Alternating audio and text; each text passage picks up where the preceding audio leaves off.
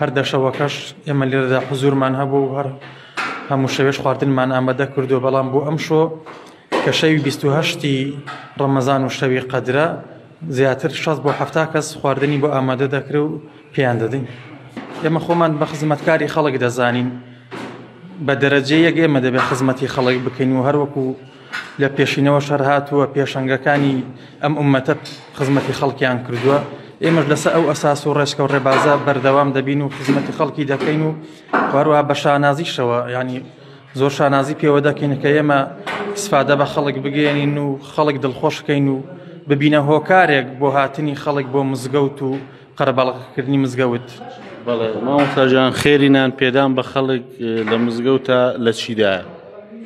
خێری ناندان لە مزگەوتە یا لە دەرەوەی مزگەوتە بێ لە قورئانی پیرۆز و فرموودەکانی پێغەمبەری خوا صلی الله عليه وسلم پانتایەکی زۆری داگیر کردووە.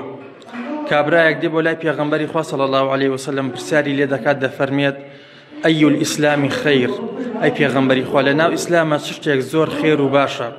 پێغەمبەری خوا یەکەم شتێک کە پێی دەڵێ و جوابی دەداتەوە دەفەرمێ تطعم الطعام وتقرأ السلام، دەفەرمێ ناندان بە خەڵک لە ناو ئیسلامە باشترین خێرەکە.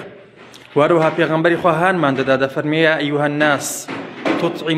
ئەیها الناس تطعم الطعام، ئەی خەڵچینە سەلام بڵاو بکەنەوانێ، وهروەها نان بدەم بە خەڵک، وەروەها شەو نوێژ بکەن لەو کاتانەی کە خەڵک خەوتووە، تدخل الجنة بسلام، بڕۆنە بەهەشتەوە بە ساغ و سەلامەتی. یعنی یەکێک لە هۆکارەکانی چوونە ناو بەهەشت بە سەلامەتی و بە ئەمینی ناندانە بە خەڵک.